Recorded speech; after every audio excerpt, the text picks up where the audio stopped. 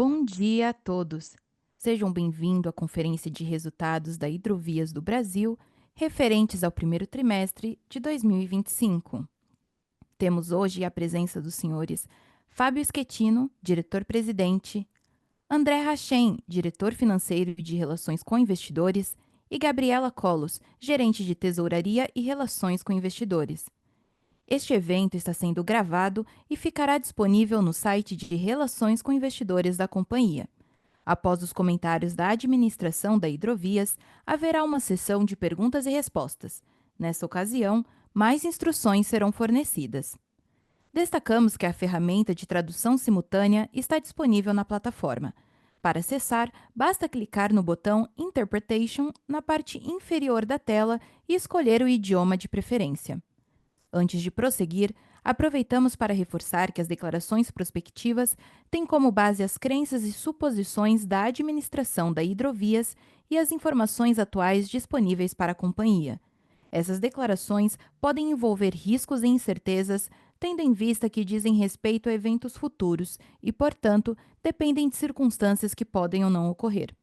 Investidores e analistas devem levar em conta que eventos relacionados ao ambiente macroeconômico, ao segmento e a outros fatores podem fazer com que os resultados sejam materialmente diferentes daqueles expressados nas respectivas declarações prospectivas. Dito isso, gostaria de passar a palavra ao Sr. Fábio Schettino para que inicie a sua apresentação. Bom dia a todos e obrigado por participarem do nosso call de resultados referente ao primeiro trimestre de 2025. Eu peço então, por favor, que coloquem no slide número 4 para começarmos aí nossa apresentação e a gente falar um pouco dos principais destaques desse trimestre. Nós iniciamos o ano de 2025 com condições de navegação voltando ao nível de normalidade, tanto no corredor norte quanto no corredor sul. Aí eu destaco que, principalmente no corredor sul, a recuperação é fruto tanto do maior nível de chuva quanto dos avanços das iniciativas de dragagens e derrocagens que a gente vem comentando aí nos últimos trimestres. Então, iniciando pelo corredor norte, a gente viu condições de navegabilidade normalizadas desde o início do ano, com a recuperação até mais rápida do que havíamos previsto. E nós também conseguimos capturar um ambiente tarifário mais positivo. Nesse primeiro trimestre, a colheita da soja atrasou algumas semanas, então causando uma queda de volume movimentado no início do período, principalmente em janeiro. E esse fato foi parcialmente compensado por ajustes tarifários positivos. Mesmo com o atraso da entrada de volume no primeiro trimestre, como eu comentei no início do ano em janeiro, a companhia se manteve como um player de referência tanto no recebimento de grãos em Miritituba quanto na expedição do nosso tupi em Barcarena. No corredor sul, a mensagem é muito positiva. A gente retornou aí à operação já fora do plano de águas baixas, com a movimentação de minério de ferro dentro dos padrões esperados para o período. Um destaque importante aqui é o impacto dos avanços, como eu disse, das dragagens e das derrocagens. Ou seja, mesmo com o nível dos rios observados nesse trimestre, em anos anteriores nós não teríamos conseguido manter as condições de navegabilidade que foram registradas nesse trimestre, ou seja, condições melhores para o mesmo nível de água. Então a gente sabe que ainda tem um caminho relevante a ser percorrido, com obras importantes previstas ao longo desse ano e do ano que vem, mas seguimos aí confiante na construção de uma navegabilidade mais estável e resiliente ao longo dos próximos anos aí no corredor sul. Passando então para a operação do Porto de Santos, nesse trimestre nós movimentamos aí um volume superior no primeiro tri pela entrada do sal e ainda temos algumas melhorias operacionais e otimizações a buscar nos resultados para a gente capturar a plenitude da capacidade instalada lá no nosso terminal portuário em Santos. E além do contexto operacional, em fevereiro a gente anunciou a venda da nossa operação de navegação costeira, do contrato da Bauxita para a Norsul. Essa operação visou otimizar o nosso portfólio, reforçar o posicionamento estratégico da Hidrovias, concentrando os esforços nos investimentos de maior atratividade estratégica e de sinergias operacionais para a companhia. O ano de 25 representa, então, o início de um novo capítulo na história da hidrovia, marcado por uma estrutura de capital mais sólida, mais leve, mais adequada, e, sobretudo, para a retomada dos projetos estratégicos de crescimento. A gente está no final do processo de aumento de capital, já público, que vai permitir que a companhia acesse novos investimentos relevantes, com destaque para a expansão da capacidade no corredor norte, aí contribuindo para uma matriz logística mais eficiente em nosso país, além de reduzir significativamente a nossa alavancagem, reforçando a disciplina financeira e a geração de valor para os nossos acionistas.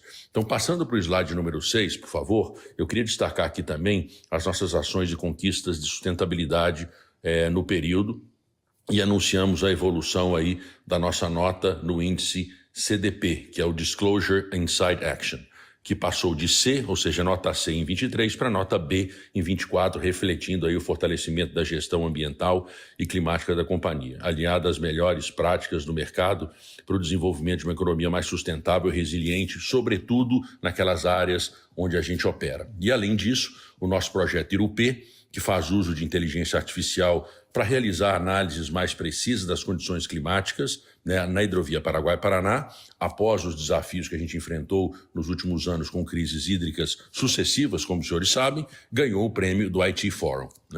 Então, após essa breve introdução, eu passo a palavra para o André Hachem, nosso CFO, que vai comentar sobre os resultados e depois a gente fica à disposição para um momento de perguntas e respostas. Por favor, Hachem, pode seguir. Obrigado, Fábio, e bom dia a todos. Antes de iniciar, gostaria de destacar algumas mudanças que implementamos no nosso release de resultados, especialmente na forma que apresentamos o EBITDA e a alavancagem. Aplicamos conceitos que consideramos mais adequados e alinhados com as melhores práticas do mercado, com o objetivo de proporcionar uma leitura mais clara e precisa dos nossos resultados. Todas as alterações promovidas são devidamente sinalizadas no documento e nosso time de relações com investidores está à disposição para esclarecer quaisquer dúvidas. Adicionalmente, reforçamos que os números apresentados são em visão pro forma e consideram a reclassificação da cabotagem como operação descontinuada após o anúncio da venda. Bom, agora passando para os destaques financeiros, começamos com o slide número 8. Vamos para o resultado do Corredor Norte. No primeiro trimestre de 2025, movimentamos 1,8 milhão de toneladas, volume 11% inferior ao do primeiro trimestre de 2024, devido ao atraso na colheita de soja, apesar da retomada da normalidade das condições de navegação. Mesmo com a queda do volume, o incremento na tarifa média de grãos parcialmente compensou esse efeito, e a nossa receita operacional líquida foi de 246 milhões no trimestre, 4% inferior ao primeiro trimestre do ano passado. O EBITDA ajustado recorrente, no novo conceito, foi de 152 milhões de reais, 6% inferior ao primeiro trimestre de 2024. Olhando agora para o segundo trimestre, esperamos a continuidade dos bons resultados, impulsionado pela manutenção das condições normais de navegação, por um ambiente tarifário favorável e pelo volume de soja postergado do primeiro trimestre para o segundo trimestre. Seguimos agora para o slide 9, onde temos os resultados do Corredor Sul. O primeiro trimestre de 2025 marcou o melhor resultado para um primeiro trimestre no Corredor Sul da história da empresa. Esse desempenho foi impulsionado principalmente pelos avanços em dragagem e derrocagem realizados na hidrovia do Rio Paraguai, que permitiram manter a navegação em condições favoráveis ao longo do período. Adicionalmente, o planejamento logístico executado durante as paradas do fim de 2024 teve um papel muito importante. Posicionamos os empurradores ao longo da hidrovia de tal forma que nos permitiam retomar a operação rapidamente assim que as condições de navegabilidade se restabelecessem, otimizando o uso dos ativos e maximizando o volume transportado agora no começo do ano. Como resultado, movimentamos 54% a mais de carga em comparação ao primeiro trimestre de 2024 e mais que o dobro do volume transportado no quarto trimestre de 2024. Esse desempenho se refletiu uma receita operacional líquida de 209 milhões, 94% superior ao primeiro trimestre do ano passado, e um EBITDA ajustado recorrente de 92 milhões, revertendo um resultado negativo de 11 milhões no primeiro trimestre de 2024 e 26 milhões no quarto trimestre de 2024. Lembrando que a partir desse trimestre, o EBITDA ajustado recorrente passa a incorporar as JVs via equivalência patrimonial e não mais por meio de consolidação direta do EBITDA. Olhando agora para o segundo trimestre, nossa expectativa é que as condições de navegação sigam em processo de normalização, o que deve permitir a recuperação dos volumes e resultados mais próximo à plena capacidade operacional do corredor. Indo para o slide 10, analisamos os resultados da operação de navegação costeira, que aparece na visão pro forma, com resultados em linha com o contrato dedicado ao cliente e com as expectativas da companhia. No primeiro trimestre de 2025, movimentamos 769 mil toneladas de bauxita, uma redução de 13% em comparação ao mesmo período do ano passado, impactado pela antecipação da docagem de um dos navios, que gera a necessidade de afretamento de um navio que foi de menor capacidade. Com este mesmo efeito, a receita operacional líquida no trimestre foi de 66 milhões no primeiro trimestre de 2025, crescimento de 9% frente ao mesmo período do ano passado, impactado positivamente pelo efeito da conversão cambial. O EBITDA ajustado recorrente da operação totalizou 21 milhões de reais, uma redução de 13% em relação ao mesmo período de 2024 e de 18% na comparação com o tri anterior. Esse desempenho reflete principalmente os efeitos da docagem antecipada e dos custos adicionais relacionados ao arrendamento de uma embarcação adicional durante esse período.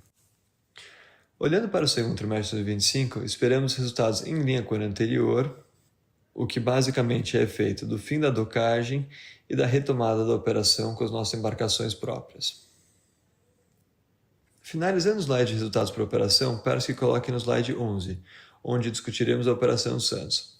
Em 2024, iniciamos as operações de sal e de expedição ferroviária, apenas no segundo semestre. Por isso, no primeiro trimestre de 2025, observamos um aumento de volume em relação ao mesmo período do ano anterior, com a adição de 139 mil toneladas de sal movimentadas, totalizando 440 mil toneladas no trimestre, um crescimento de 25% frente ao ano anterior. Como reflexo desse desempenho, a receita operacional líquida foi de 34 milhões no trimestre, frente a 31 milhões no mesmo período de 2024. Esse crescimento é explicado pelo maior volume de sal movimentado, embora a menor tarifa média do sal em relação ao fertilizante tenha limitado o avanço da receita.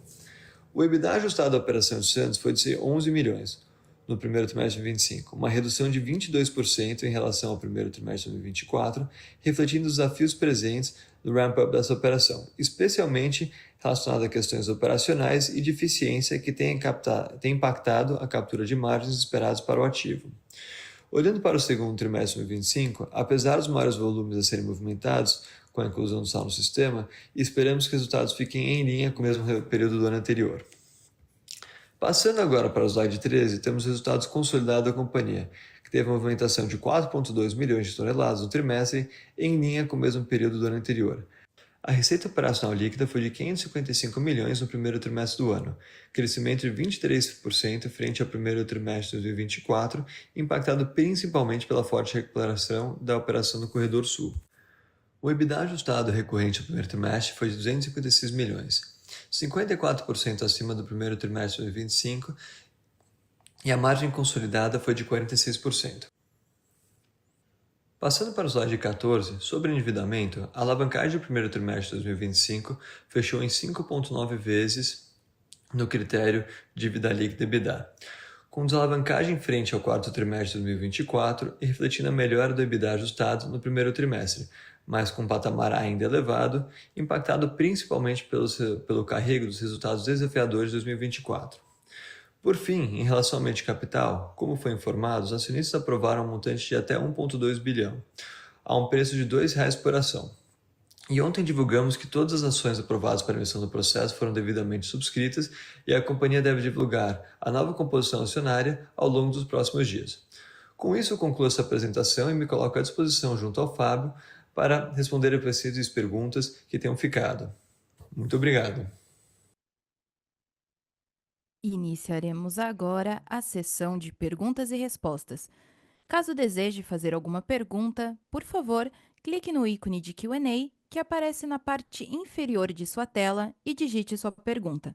Para fazer perguntas através do microfone, clique em levantar a mão. A nossa primeira pergunta vem da senhora Fernanda Recchia, do BTG. Por favor, pode prosseguir.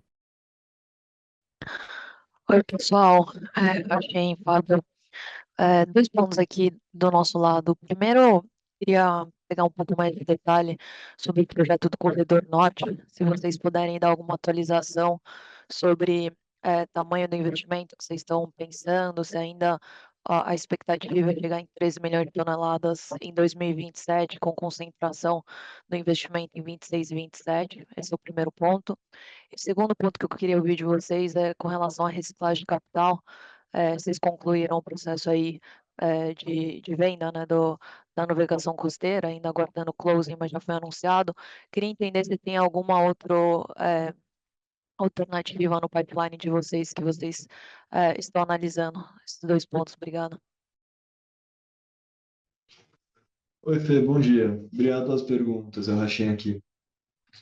Primeiro, em relação à expansão do Corredor Norte, acho que o principal ponto para a gente poder retomar uma agenda de expansão é a gente conseguir ter uma estrutura de capital bem ajustada. Então, a gente está agora na reta final do nosso aumento de capital, né? A gente soltou ontem os acionistas, então, tivemos um interesse muito grande, o sobra bem baixo agora, a expectativa é que a gente consiga fazer todos os 1.200 aumento de capital, então, com isso, e a retomada dos nossos resultados, a gente passa a ter uma estrutura de capital muito mais equilibrada e a gente volta a ter capacidade para poder retomar a agenda de expansão, certo? Quanto ao projeto em si, em termos de agenda de expansão, nesse momento a gente ainda não está divulgando, a gente não vai divulgar ainda os detalhes menores do projeto, certo? Então, isso a gente vai fazer no momento oportuno, quando a gente tiver tudo bem definido. Daí a gente traz a mercado para ajudar vocês a entenderem um pouquinho melhor o projeto, as capacidades, o timing dele, além dos custos de investimento que a gente vai ter ao longo dele. Lembro que a gente ainda está agora no projeto de transição, certo? Então, o projeto de transição basicamente consiste na boia, na câmara e no transbordador. São ativos que estão agora em construção e a expectativa é que eles vejam já operando conosco a partir do ano que vem, tá? Então, aqui em relação à sua primeira pergunta. Em relação à segunda pergunta, a venda do ativo da cabotagem, basicamente, foi o que você comentou, a gente anunciou ela no começo aqui do ano, ainda não tivemos closing, a expectativa do closing é esperada para o fim do primeiro semestre, começo do segundo semestre. Em termos de racional da venda, né, basicamente, ele permite que a gente foque nas demais, traga maior foco para as demais operações da empresa. E do ponto de vista de venda de mais ativos, acho que não tem nada para a gente comentar nesse momento, certo? Então, de novo, se eu tendo qualquer tipo de desenvolvimento, qualquer coisa, a gente vem comunicar ao mercado, mas não tem nada para comentar nesse momento sobre esse assunto. Tá ótimo, obrigada, Raquel. Nossa próxima pergunta vem do senhor Pedro Bruno, da XP. Por favor, pode prosseguir. Bom dia, pessoal. Obrigado pelo espaço. Eu queria focar a pergunta um pouco mais na operação do Corredor Norte e do Corredor Sul, tentando separar um pouco as operações, dado que acho que a estrutura de capital, que era um avanço super importante, parece determinada, né? Então acho que a gente está mais curioso aqui com relação ao potencial de, assim, olhando para a desalavancagem, né? Você tinha esse primeiro efeito importante do ajuste da estrutura de capital pela parte do aumento de capital, e aí agora tem também pela parte do EBITDA, e acho que a gente viu uma boa sinalização disso nesse primeiro trimestre, e eu queria entender um pouquinho melhor o quanto vocês puderem dar de granularidade, obviamente sem guidance ou nada do tipo, mas o que esperar das duas operações ao longo do ano. No Corredor Norte, a gente tem, obviamente, uma expectativa mais concentrada lá no quarto trimestre, né, de potencial de mudança de patamar, quando a gente olha performance nos últimos 12 meses, e ao que a gente consegue ver, do ponto de vista de capacidade de navegação, eh, parece tudo muito mais normalizado, e a volatilidade ao longo do ano no Corredor Norte, ela tende a ser menor. Então, eu queria entender se faz sentido um pouco esse racional de expectativa de maior normalidade para o ano fechado, e aí, principalmente pensando no quarto trimestre, obviamente que com a visibilidade que seja possível discutir. E no Corredor Sul, vocês comentaram dois fatores que ajudaram o resultado, que surpreendeu positivamente, pelo menos a nós aqui, né? Dragagem e derrocagem, e vocês comentaram de manutenção antecipada. E aí eu queria entender se, pensando para o ano como um todo, a gente poderia, esse primeiro trimestre ele pareceu muito próximo daquela marca de EBITDA potencial, quando a gente anualiza, né, de próximo de 70 milhões de dólares, né, quando a gente pensa no ano inteiro. Queria entender se vocês enxergam mesmo essa possibilidade de navegação a capacidade plena para esse ano. São esses dois pontos operacionais. Obrigado. Obrigado, Pedro, pela pergunta. Bom dia, o Rachinha aqui de novo. Então, eu vou começar pelo Corredor Sul, tá? De fato, a gente sempre tem que lembrar, são dois pontos, né? Tem régua, que é basicamente o que mede da superfície do rio até o solo, né? Até o fundo do rio, até o leito, e você tem calado, que é quanto que a gente consegue carregar nas barcaças, que é da superfície da água até o fundo da nossa embarcação, certo? O que a gente viu esse trimestre, na verdade, foi um nível de régua ainda abaixo do que seria uma mediana, né, uma P50, olhando o histórico do rio, mas um nível de calado muito melhor do que foi, por exemplo, nos últimos anos. Isso basicamente se deve à dragagem e derrocagem, né? Então, a gente teve avanços importantes aqui ao longo de 2024, exatamente, e agora no começo de 25 a gente continua vendo um avanço muito bacana nas ações de derrocagem e de dragagem, certo? Somado a isso, a gente também teve um tempo de ciclo muito melhor do que a gente viu nos últimos trimestres. Então, a gente está com dois fatores aqui que explicam esse resultado, certo? Um tempo de ciclo menor, então isso basicamente quer dizer que a gente consegue fazer a rota um pouco mais rápida, e um nível de calado maior. Quer dizer que não só a gente está fazendo a rota mais rápida, mas a gente consegue fazer ela com mais volume. Tá? Então, são esses dois fatores. Um ponto muito importante que a gente teve foi uma lição aprendida dos anos anteriores, certo? Então, o que a gente fez durante o período da estiagem, né, no quarto trimestre, a gente já tinha posicionado nossos empurradores estrategicamente no tramo norte do rio. Então, quando a água voltou, a gente já estava muito próximo da mina de Corumbá para a gente poder retomar as operações. E isso facilitou a gente conseguir capturar um número maior de viagens no começo do ano, basicamente pelo posicionamento que a gente estava da frota, além de um cronograma de manutenção durante essas paradas. Então, basicamente, isso que explica o resultado do Corredor Sul, né? A gente não trabalha com guidance por ano, né? A gente não dá guidance por ano, o que a gente pode comentar é, pô, a gente está vendo o rio ainda que está numa situação, não diria que não são de normalidade de água, ele está abaixo do que seria normal. As ações de dragagem e derrocagem continuam avançando, a gente deve ter mais avanços ao longo do semestre. Então, a gente está seguindo a nossa agenda de buscar a perenidade de navegação, certo? Mesmo em níveis mais desafiadores de água. Então, basicamente é isso, tá?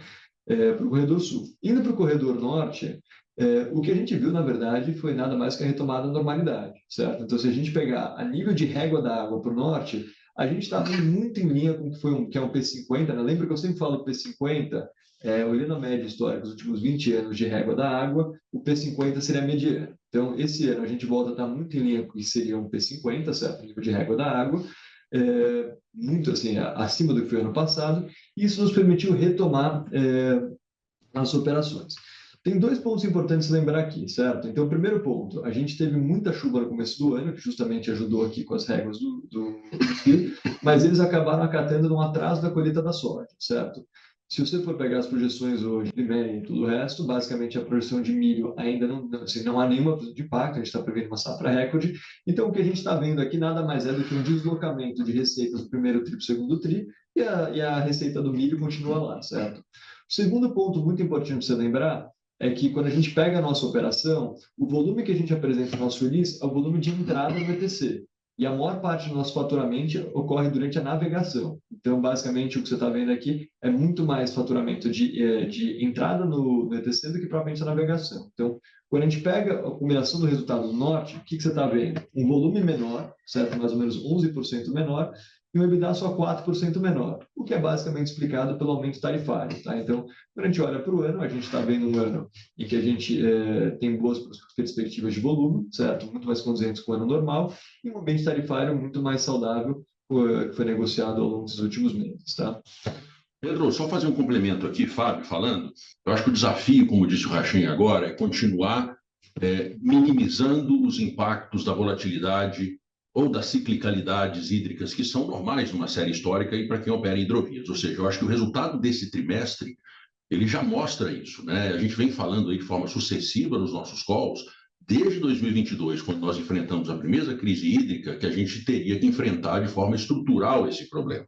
Isso começou lá atrás com estudos de comportamento hidrodinâmico, começou com interações com as autoridades do Brasil e do Paraguai, que culminaram agora, né, tanto nas derrocagens e dragagens, que vão continuar dando seguimento. Então, mesmo em situação, como o Rachin colocou, de retorno à normalidade, as condições de navegação ficaram melhores do que se não tivesse, obviamente, feito essas iniciativas. E isso continuará sendo o drive para trazer uma navegação mais previsível e menos sujeita a essas intempéries, né? Isso continua sendo o foco, porque, como o Rachin disse, essas iniciativas elas começaram e já mostram efeito, mas elas não terminaram ainda e elas têm ainda um avanço para seguirem ao longo desse ano e do ano que vem, tá bom? Perfeito. Muito obrigado pelas respostas. Nossa próxima pergunta vem do senhor João Andrade, do Bank of America. Por favor, pode prosseguir.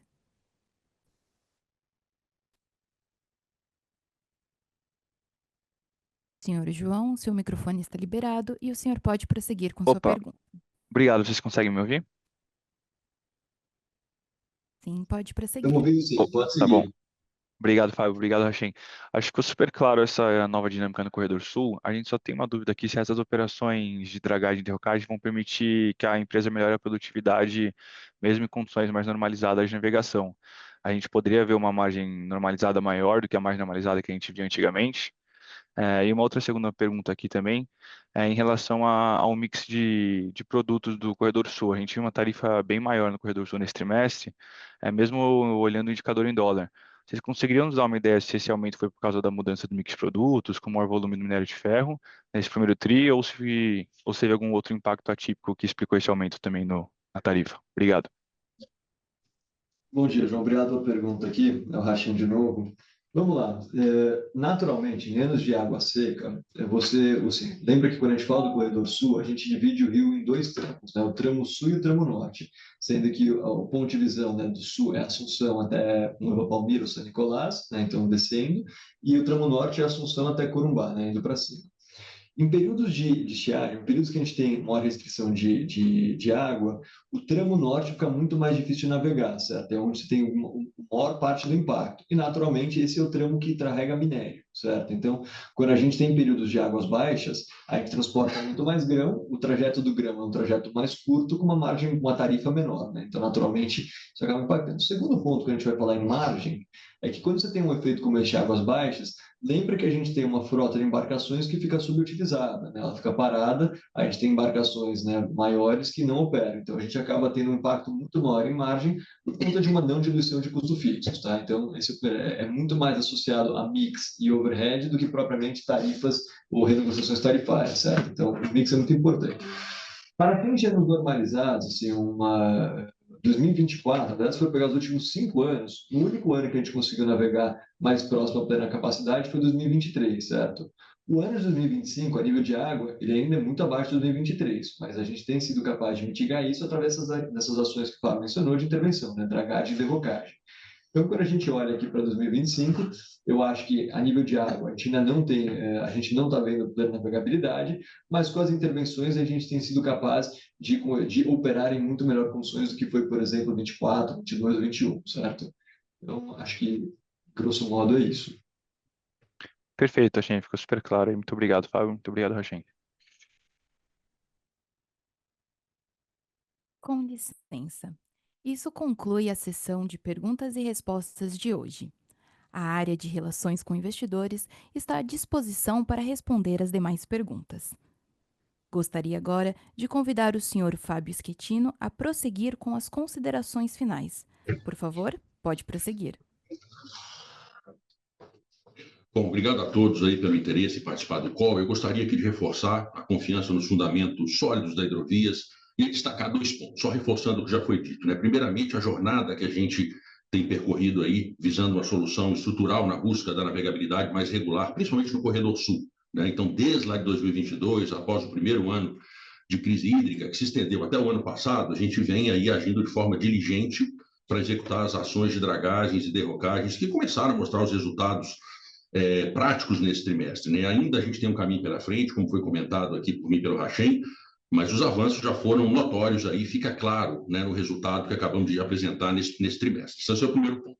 Segundo, tem a ver aí com o futuro da companhia, reforçar que a entrada do Grupo Ultra, né, e o recente aumento de capital vai tornar a estrutura de capital mais compatível para a captura das oportunidades de crescimento à frente, né, reduzindo aí fortemente o nível de alavancagem da companhia ainda esse ano. Então, essa é a combinação, né, que vai dar lastro para um futuro muito promissor da nossa companhia. Esse, para mim, é o takeaway aqui. Então, eu agradeço muito o interesse de todos. A gente segue aí na jornada de consolidar a nossa liderança no setor e cada vez mais aí agregar valor aos acionistas. Muito obrigado. A conferência está encerrada. Agradecemos a participação de todos e tenham um bom dia.